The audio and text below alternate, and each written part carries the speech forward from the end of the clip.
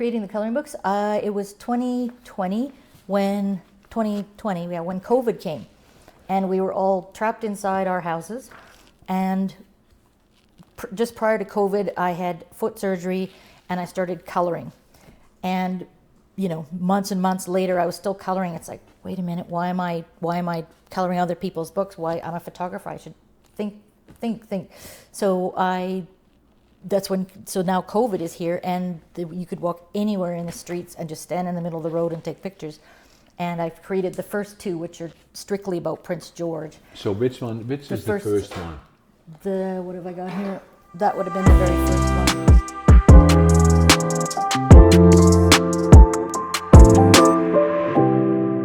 Hello, I'm John Brink, and we are podcasting on the Brink from downtown Prince George, British Columbia, Canada. And today, a very, very special guest. Her name is Vivian Martin. And Vivian is an artist, I believe, in many ways, actually. As we can see, all the books here in front of us, I think there's 7 of them, she has done. Those are picture books that are for kids to color, and she does all the design work. The other part is that what I believe is very interesting about Vivian, a number of photographs here that I have in my hands that are unique. And again, the eyes of an artist, what comes to mind if I see the different pictures. And then one in particular that I like is the church in Barkerville. We'll talk about that a little bit more later. But it takes a special eye again to see photographs. And some people have that talent. Vivian is one of those. And then the other amazing thing about Vivian is she's learning to play guitar and singing. Now, her husband is a drummer, so we'll talk about that. So that then being said, Vivian Martin, Hello. Welcome to the show. Thank you. In Prince George, of all places. So you're from BC originally, right? You were born in British Columbia? Yes. I grew up mostly in the Coquitlam Lower Mainland area. Yeah. And then for a guest watching us from around the world, is today you live in Prince George. Mm-hmm. So am I, for 60 years. And you've been here since 1985, I believe, or something like that, about 40 years. And for the people watching us from around the world, where is Prince George? Well, if you think British Columbia, for people watching us, it's a big province. And they say, okay, we know Canada, we know British Columbia, that's on the West Coast, right? Right. And then saying, there's a big city here called Vancouver, and Vivian was born in the region of the Lower Mainland. We are today 500 miles north of Vancouver, or for our friends in Europe, 800 kilometers, which puts us physically in the center of British Columbia. North, south, east, west. A big, big province. The other thing that is beautiful about it is that as we are sitting here and I look outside, it's a fall day, but it's such a beautiful area. There is forest all around us. Within 50 miles, I believe there is probably 100 lakes. Mm-hmm, yeah. And both Vivian and myself, but Vivian in particular is an outdoors individual. She'll talk about that as well. And then the other part that we have here in Prince George, it's about 85,000 people in that area, 120,000 maybe in the region. And we live in harmony with nature. Around us, we can see black bears, grizzly bears, caribou, deer, wolf, you name it, it's all here, and we live in harmony with it. And every time I fly in here, I do a lot of flying, I look outside and I say, it's paradise. Yeah. It's paradise. Yeah. Vivian, welcome to the show. Thank you. So tell us a bit more about you in terms of, so you kind of were born in the Lower Mainland and then spent your earlier years around the Lower Mainland, and then at one point you decided to go to the North or Prince George in the mid '80s. So tell us a bit about where you were born, you went to school, and then I believe you are a natural born artist. Tell us a little bit about I that. think How so did too. you get into those Into areas? those areas. Well, growing up in the Lower Mainland, mostly city buildings, whatnot. I didn't do much photography then, except in school. From there, I moved to 100 Mile, and then to the island, and then to Prince George. But in grade 7, I believe, my grandmother gave me my first little point and shoot camera, and just from that day on, I've just loved photography, and I just, like you say, I see things differently. I don't just see a bear in the woods, or a coffee cup on the table. I see things differently than other people, and I don't know how to explain it. But Yeah, people have an eye for that. So some people take pictures, and other ones they see something. And I showed this one already once before. I'm going to show it again because this is a church in Barkerville. Barkerville is a gold discovery area of the late 1800s, and the city is still a real historic area, yeah, region, which actually. almost it was in fear of being on fire this summer. So Yeah, thankfully, fires came very, yeah, very close to yeah. it. Uh, That picture that sorry if I that one there with in Barkerville, that's part of my photography. The church isn't actually set with trees behind it and a river beside it. So that's part of my artistic where I take pieces of pictures. This whole pile that you have, I take pieces of pictures and put those together. Like that's at Clyde Lake Park. The that structure, is close by here, about 10 minutes away from yeah, us if walking. that, yeah. And then the background there is Tofino. Yeah.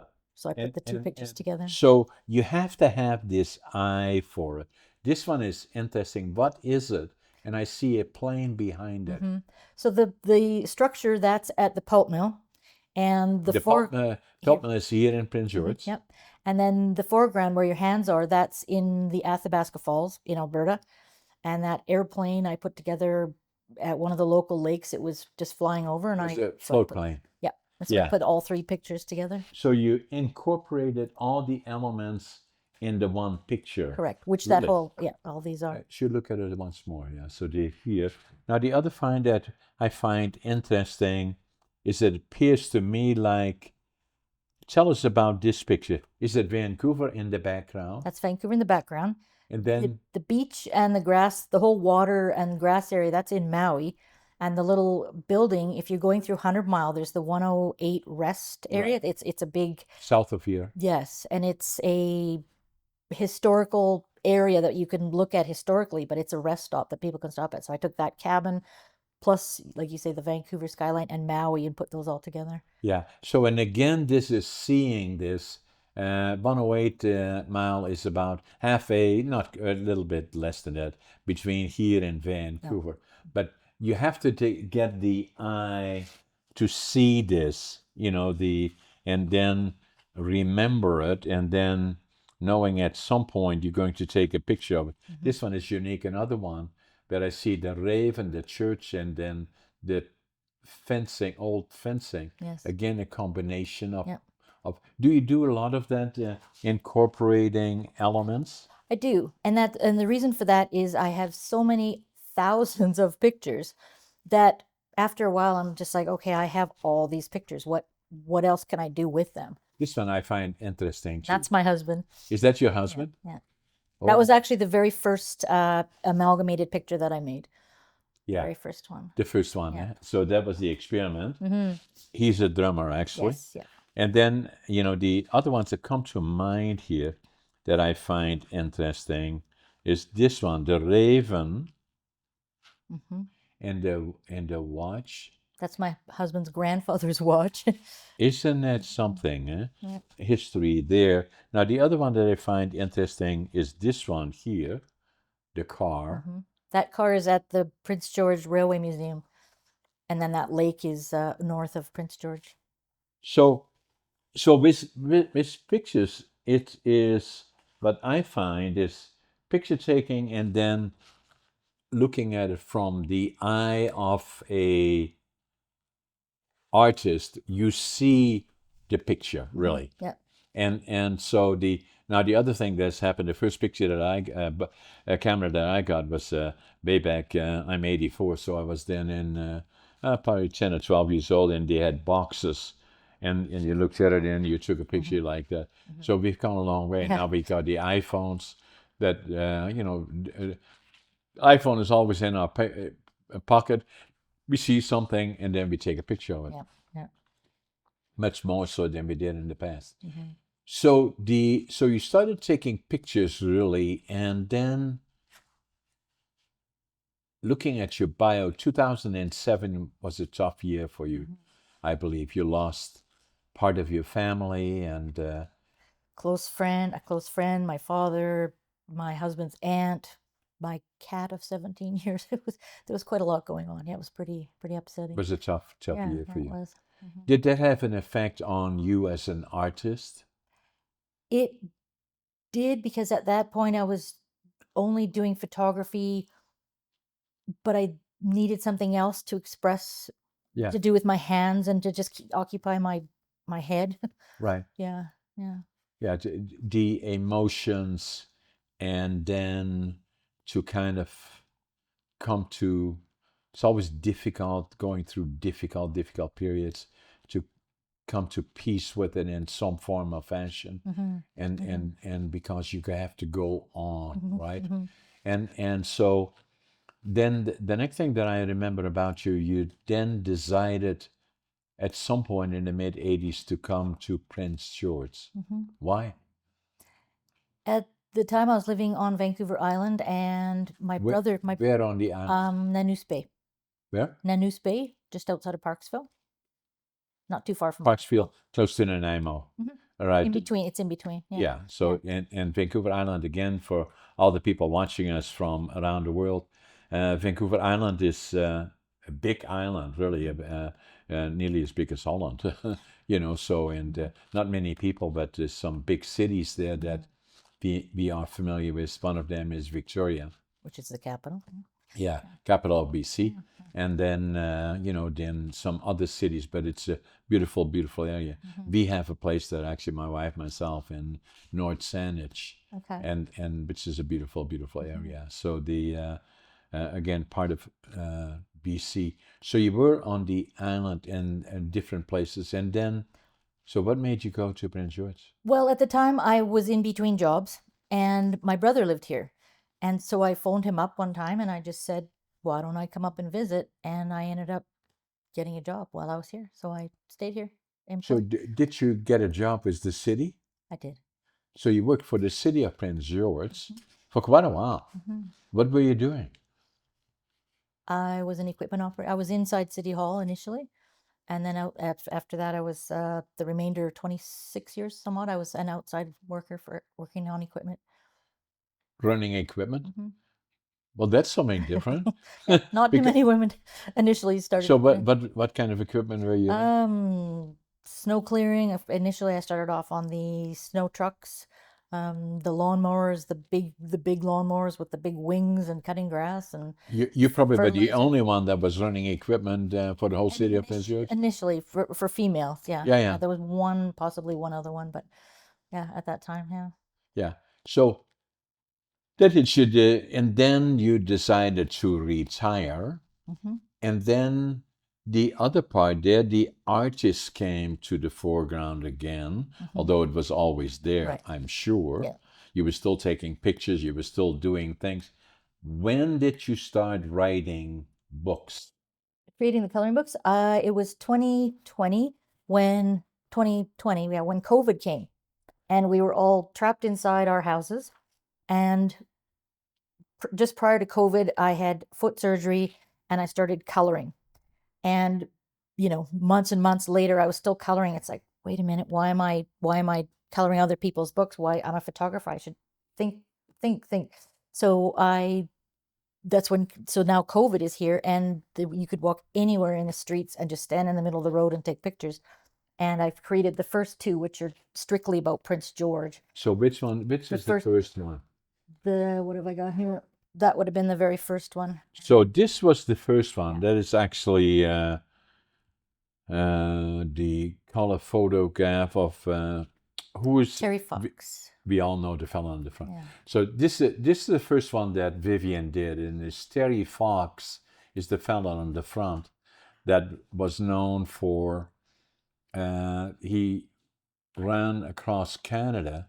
He attempted and lost one leg, and then tried to run across. Came at least a quarter of the way, if not more, and then the cancer came back, and it ended up killing him. But he's still, all these years later. How long ago would it have been? 30 years ago, something. Well, I wrote the entire description in the book. Without taking too much time. That's okay. It's the very last one in the book.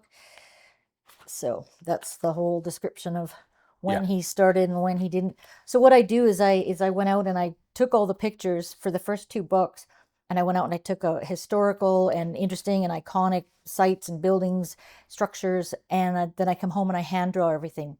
And then for each and every one of the pictures in my books is with every picture that I've hand drawn, it also gets a write-up. Some of them are factual. Most of them are factual, but in one of my books that's where it's my artistic pictures, I had to create little stories of my own. So, but most of them. So what is interesting about this? These are kind of aimed at young people. Not necessarily. Not necessarily. As long as you can hold a pencil, that's when you can color. So whether you're 99 or 2 years old, Yeah. So and so what is interesting about the story here is that Terry Fox in 1979, Prince George was the host of the race known as the Labor Day Classic. That was a race that we had here, and that's where Terry Fox first knew that he could do it. That gave him then the courage to do the Marathon of Hope that was from Newfoundland all the way to BC, and then obviously what happened in Thunder Bay, the cancer came back, and unfortunately it killed him at 22 or so. But it has raised still today millions and millions and millions of the Terry Fox campaign and the Marathon of Hope. So if I look at that, that is the one that was the first inspiration to you. And if I look at the book, it shows us all the different pictures, and the whole idea of the pictures is to color it. And do you give ideas about coloring to use, or use your own inspiration? Use your own. I mean, the pictures are on the back. Right. So if somebody doesn't, maybe they're not from here, and they want inspiration, so they can use as an inspiration the so that makes a very interesting concept. How did you come up with the idea? Saying that not only to do the book, that was one idea, that's a good one, but and I read doing books is not easy. No. And so, but then you had the topic of Terry Fox. To find the research for each and every drawing. Yeah. That was a lot of work. But it was fun finding out all the interesting things about our own city that I'd lived here so long. And then say to people, okay, but you can use the book, you can do color. Look in the back just to get an idea of the setting, the history around it. And so that became very, very popular. And so it can be found right throughout the province, really, and in other places. So, and then from that point forward, you started writing more of them. So like I say, the two Prince George ones were first, and then I did the one on transportation, which is vehicles and boats and motorcycles and cars that I just find interesting. That one there, that truck is actually at the Railway Museum.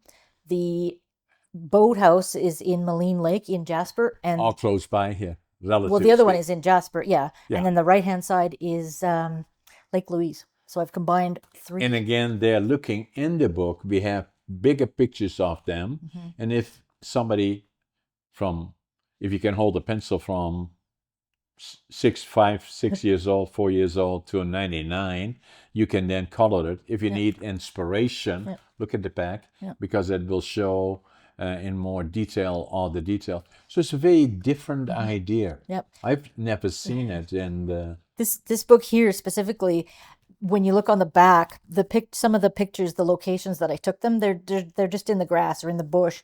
So I don't want to color a bunch of leaves and a bunch of grass. So each drawing I put into locations that I have traveled to. okay, So this one is in Haida, that's Balance Rock. just going to show it to the Yes. people. So what you did was this car is likely in the grass someplace, but then you created a setting behind it again that put in something that you already visited. That I've traveled to Yeah. around the world, different Yeah. places, yeah. And So- then on the other side, I described the vehicle and the location that I put it in. In a way, it reminds me of your pictures, right? Where you took the picture and say, okay, I'm going to put other pieces in that picture, and something along the same ideas. Yeah. So the timing of it, so when did you start doing this, really? Like I say, these ones were 2020 because of COVID, and then after that, I was just like, well, I can't stop. I will always be doing this, so I just kept going. So, and again, COVID was the period that changed a lot of things for all of us collectively around the world, really. Yep.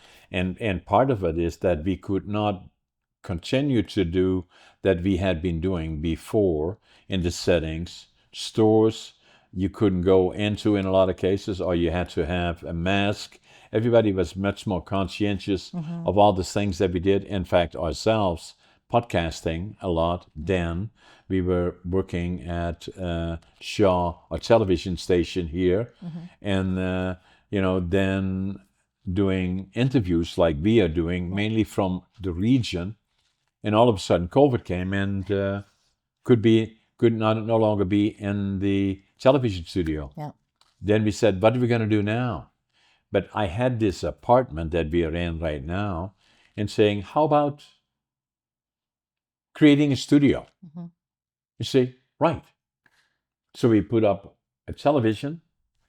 Then if you do something well, because we had done it well at Shaw, you have to have the right equipment. So we got the different cameras, and the lighting and the setting is different, very casual. And so we started doing that, and that worked well initially. And then evolving from COVID came the other part around the world, actually, is we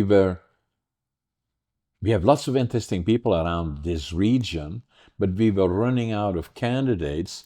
And we said, maybe what we have to do is have an apartment in Vancouver. Maybe we have to create another studio there. Okay. But then the more I watch television at home, especially US television, I see interviews, 1, 2, 3, 4 different people from all over the world interacting and saying, maybe what we should do is do virtual. And so we started doing that, and then signed up as an organization called PodMatch, where they're matching people from around the world with other individuals.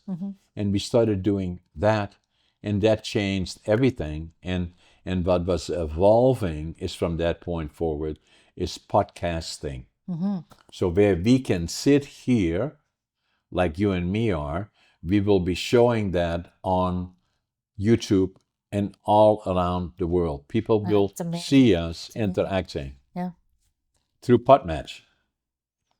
And, then on YouTube, we have, I think, 570,000 subscribers. Nice. 575,000 subscribers, I think, going to 1 million. Yeah. Nice. And so that as we are sitting here interviewing, like just today, a lady from Brisbane, Australia, then while we are doing that, at the same time we are doing it, that we already know, we release it usually within 24 hours, you and me as well, is that by tomorrow, we know that YouTube Podflies, and all the other ones, Facebook, and all the other ones, we have tens of thousands of people watching you and me, or whoever is on there Yeah. watching. Yeah. So and it's only at the beginning at this point.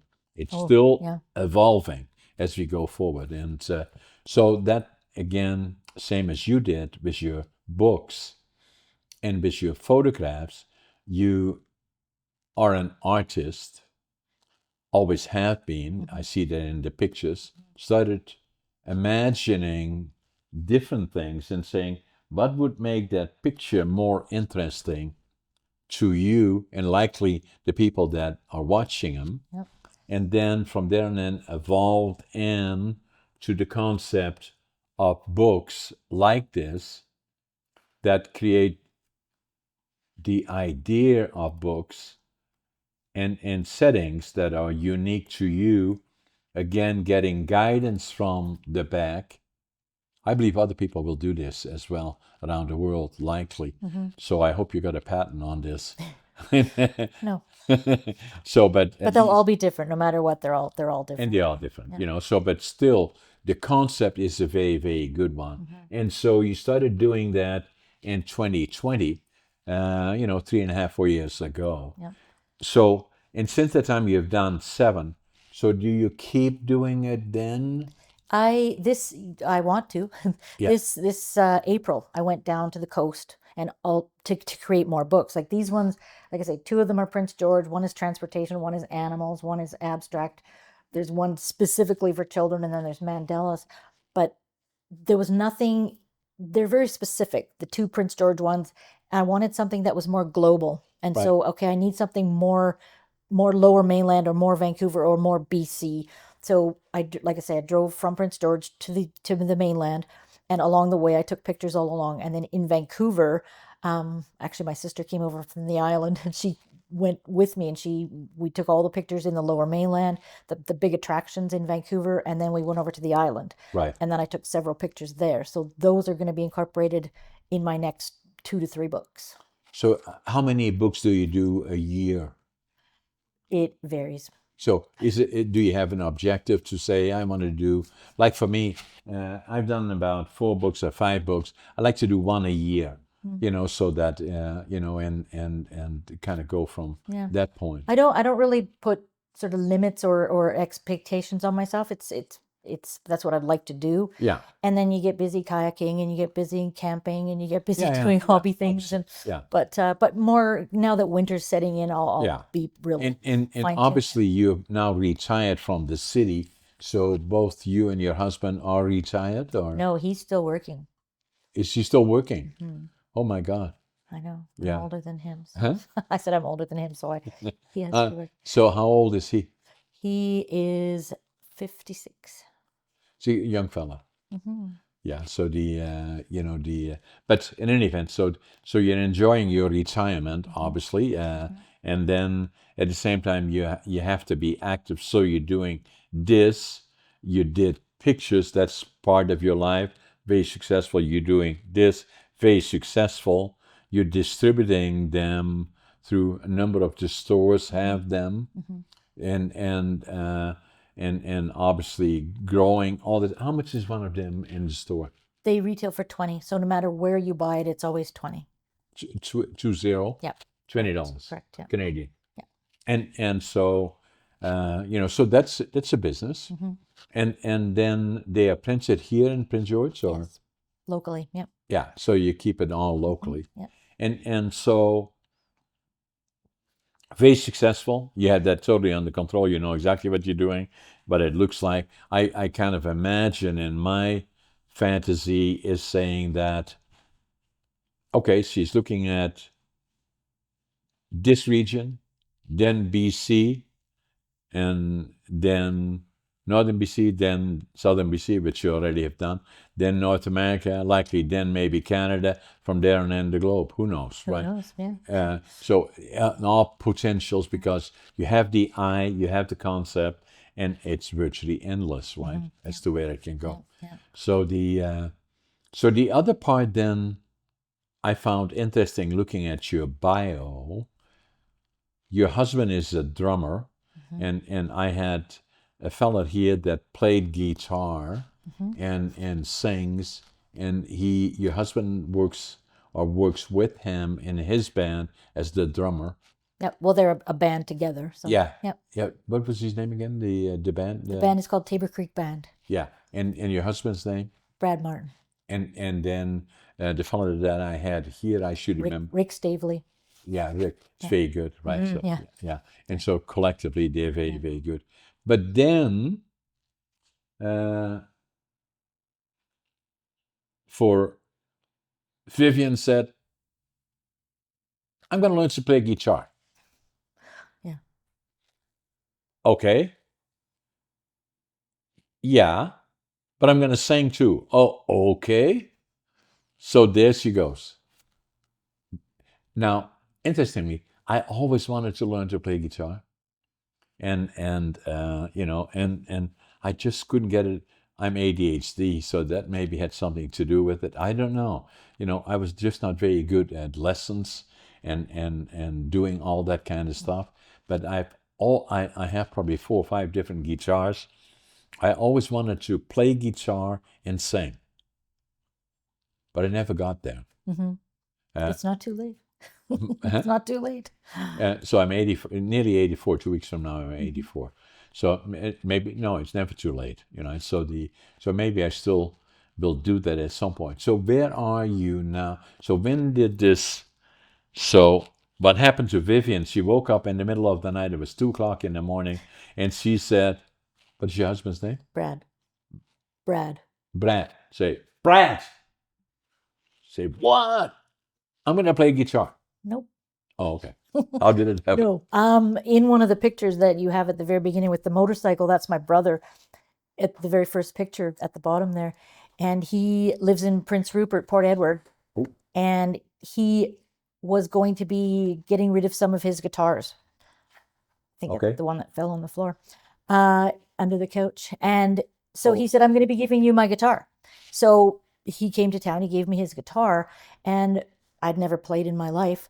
So my husband called one of our friends. I don't know if you've ever heard of Roman Kozlowski, who's gone on now to do bigger.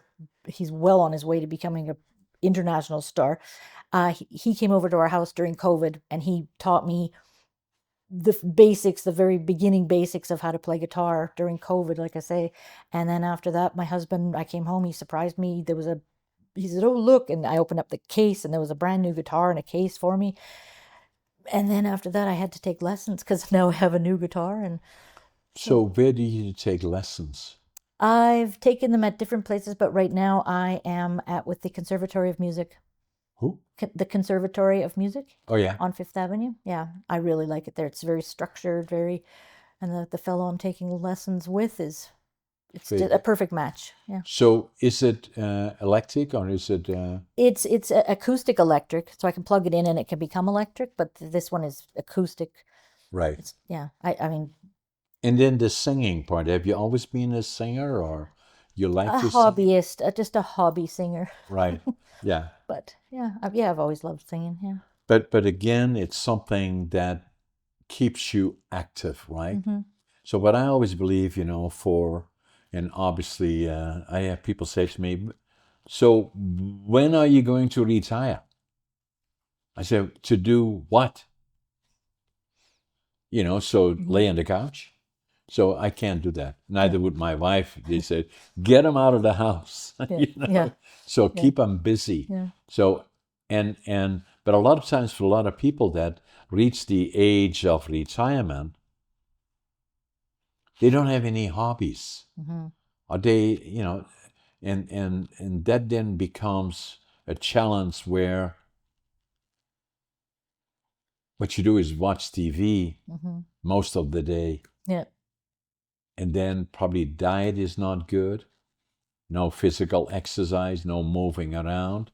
You're in good shape, and but staying physically active, mentally active, and the combination of all of that, very, very important for quality of life in particular. Yep. Age is just a number. Like in my case, I'm 84, and I just finished my last book. We actually that I wrote is this one: "Living Young, Dying Old." It's me actually, and I'm the oldest competitive bodybuilder in North America, and so the training bodybuilding physique. And at one point, we all get challenges. You had challenges physically. And at one point in 2008, I had a case of diverticulitis, and that's a rupture of the colon and potentially a rupture, or in my case, it was a rupture, and then, all the toxins affect the other organs, so you have a limited amount of time to get it fixed. I came that close. Wow. And so it kind of sent me a message that my wife is a vegetarian. So are we. Yeah, my husband and I both are. Yeah, and I didn't listen all that well, and then when I got that close, I knew I had to do a couple of things. I had gone, just like many other people, at the end of the year, we say, next year I'm going to do this, that, and I'm going to get a membership to the gym. And then 2 weeks later, I can find 100 reasons why I'm too busy to go to the gym. So that was my history. But then I knew I had to do that. And so I got a trainer, worked with the trainer, and then at the same time, I started listening better to my wife, and I became not a vegetarian, but vegan, which is 80-20, probably 90-10, so started changing my diet, primarily plant-based. Yep. And then going to the gym. And so I was going to the gym already for 6, 7, 8 years, so it's, and I was then in my late 60s. And then one day somebody came up to us, my trainer and myself, and said, "Hey, John, have you ever thought about going compete?" I said, "Me? Yeah." I thought, why not? And I did. And I started competing and started to work even harder and designated, and then started showing here. And Prince George came in bodybuilding physique, my tag category 55 and older. I was 20 years older than those guys, but I came in second bodybuilding, third in physique, qualified me for the provincials, second in physique, third in bodybuilding, qualified me for the nationals and the Arnolds. And then COVID came. And so for a period, I was not as active. And now I'm again training for the Arnolds. And so this is a picture of me. And so I'm still very much vegan, very much conscientious about my diet, and then going to the gym regularly and training and getting ready for the Arnolds in 2025, and I'm 85. Which is a perfect example of it's not too late to learn guitar. And that's exactly what it is. And even more importantly, Vivian, is that like you do, like I'm staying active mentally, physically, diet, obviously, very, very important, because it's not so much the age number, but the quality of life. And so many people in the last decade of their lives, they suffer from a number of illnesses relating to old age, and not being taking care of your physical you as well as they could. And that become difficult times then. In my case, obviously, I'm still very, very active. I have 10 different companies that it's not about me and my success, but that's what I'm doing. I'm still going to the gym. I'm obviously still writing books.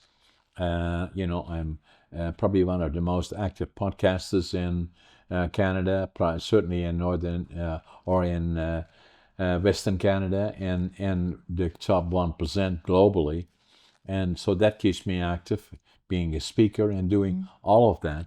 But still, I think from time to time I should at some point, learn to play guitar. Yeah. So you inspire me to probably look at that and saying, okay, what can I do Yeah. to learn to play guitar Yeah. and sing, amateur like. Yeah. So I congratulate you on all that you've accomplished.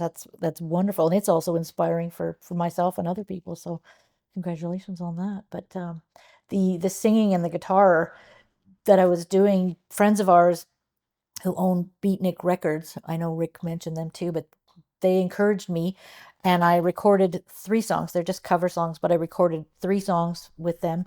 One of them was with my husband, singing together, and he did all the drumming for all 3 songs, and I played guitar on 2 of them, and I'm hoping to put those on YouTube in the next little while. I like it. So And are those songs that you wrote? no, they're just cover songs. Okay, yeah. Yeah. So and it's amazing again, and if anybody watching us, the inspiration is from you being innovative, because this whole approach to your books is inspirational to a lot of people around the world, that they can.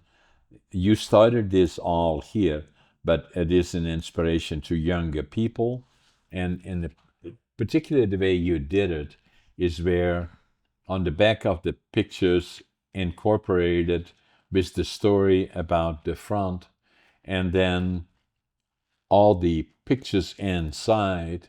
It's a real inspiration that virtually applies to anybody, anywhere. Like your focus is still on BC, but I'm sure it will go further to Western Canada, Canada, North America, global. It has huge potential.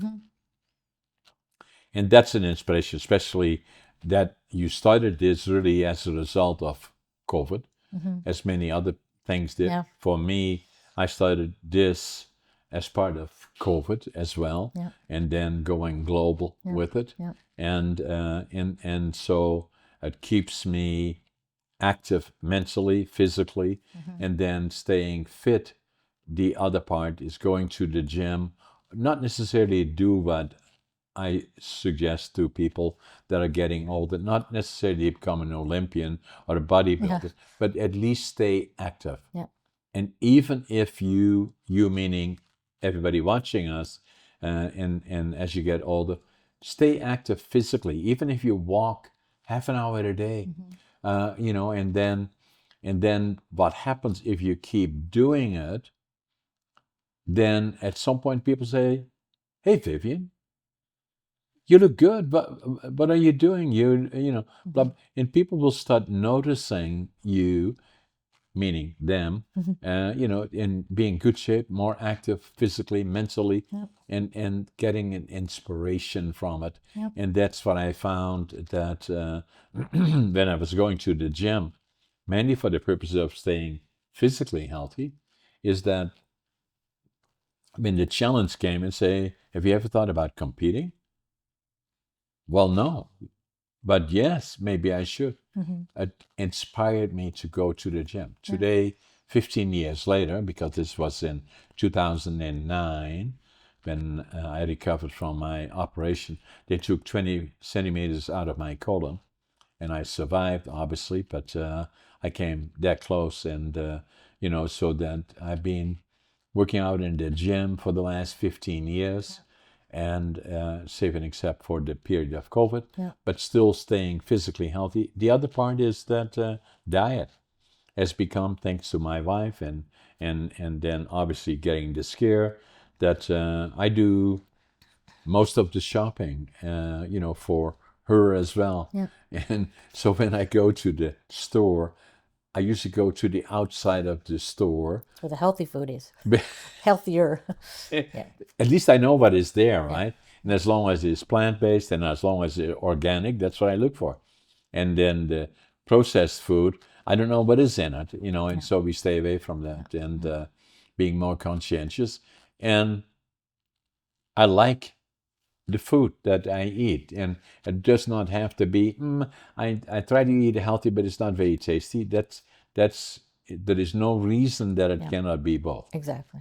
And then in terms of fitness, you don't have to become an Olympian or bodybuilder like me, but at least stay active physically, and then combine it with something else. Like, I'm going to be an inspiration because I do podcasting, I do writing books. Don't have to go to that level, but at least stay active and doing something mentally. Because I saw it even for my dad when he, in Holland, retired when he was 65. He thought that would never happen. They would not say, "Hey, Mr. Brink, we don't need you anymore now. We got somebody else." He thought it would never happen. But that's what happened. And then he didn't know what to do with his life. And a lot of times that happens is you lose the ability to create a hobby, something that keeps you active. And it does not have to be developing books, writing books, but other things that can keep you mentally active. Absolutely. Yeah. And that becomes very, very important, so. Yeah. So, where is Vivian going to go from here? Good question. Good question. I'm going to continue doing what I'm doing. I'm going to continue my photography. I'm going to continue creating coloring books. I'm going to, yes, carry on with my guitar, continue singing. Yeah, traveling, kayaking. Yeah. But you got an active life, Vivian. So you like it. You look forward to it. You get up in the morning and you feel you have purpose. Yes. So the reason for us to sit here together, I want you to be an inspiration for the people that are watching us. I hope so. Yeah. Yeah, and you will be. And simply is that, to keep your mind active, stay physically active. And from a very, very young age, obviously, you started to develop pictures and you're very, very successful in all of that. And then the books. So it's not only a hobby, but the other part about it is that it's also financially rewarding for you. And so your books are all over, and all of that came from inspiration already way back then, when your aunt or your uncle, grandma gave you a camera, and all of a sudden you discovered the ability to see the artist and see the picture. And that was a unique gift that you have.